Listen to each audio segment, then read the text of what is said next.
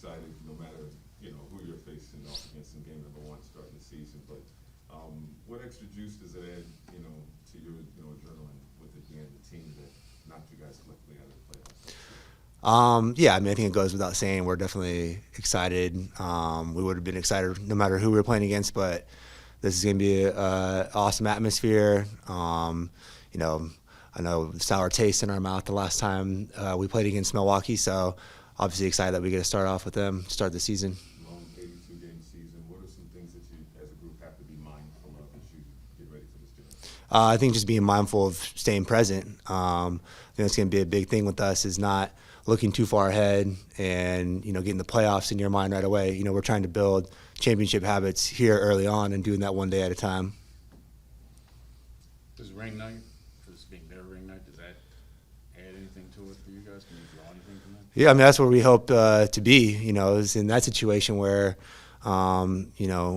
we're opening up in that sort of position. But, again, nothing to discredit Milwaukee. They had unbelievable season, rightfully NBA champions. They are an unbelievable team with a lot of talent across the board.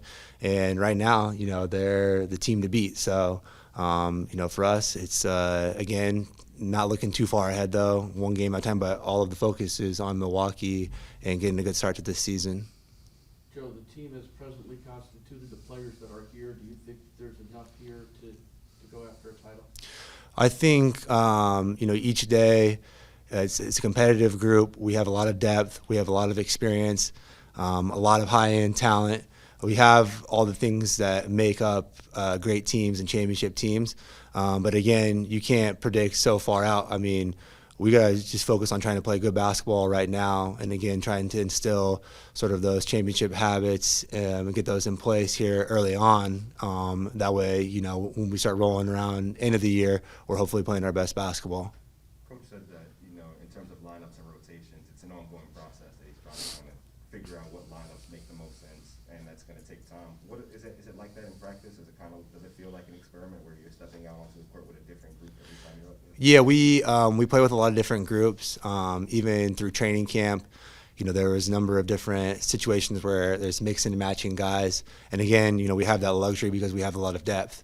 And we have a lot of really quality players that, could be starting on a lot of teams across the league. So, it's a difficult job for the coaches, but, they're tinkering around with it and finding the right sort of groups within continuity and the ones that sync well together. And, I don't know if it's going to be a set in stone thing from this moment on through the rest of the year. There'll probably be a lot of change throughout the season, but that's just one of the luxuries of having a really deep group. Is it difficult as a player when you kind of don't know who you're going to be? No, because we have times in practice where, you're interchanging guys and you might take a couple of starters off of one team and put them with the second unit and have them compete against separate groups. So, you get used to playing with a lot of different guys, and I wouldn't say it's that big of a change-up for most of the guys.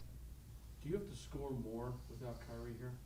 I don't know. I wouldn't necessarily say that. I'm not thinking that way. I think for me, I usually I'm scoring off of a lot of other playmakers. That's sort of what it's been like most of my career, where I'm helping facilitate space. If I get hot and I'm shooting the ball well, I typically score a lot of points, and it sometimes is the adverse. But I wouldn't say that there's going to be X number of sets ran for me now that we don't have Kyrie. I mean, we still have James and Kevin and a bunch of other guys that are capable scorers, and I think it'll be more of a scoring by committee versus so reliant on, me taking up the slack of what we're losing with Kyrie.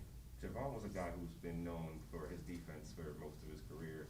Did you know that he was capable of scoring the ball the way he's been able to show? Yeah, I mean, JC, from the moment that he's been here, since we brought him on and he's been coming into Brooklyn, he's like one of the hardest working guys I've ever been around. They have to lock up the gym doors to keep him out. I mean, he just was always working on his game, and I think that's one of the things that he kind of is tagged as a defensive guy, and that's like where he can get a lot of his minutes. But he's a really capable offensive player as well, and he's shown that, and he has a lot of confidence in his ability. But a lot of it just comes from the work that he's put in.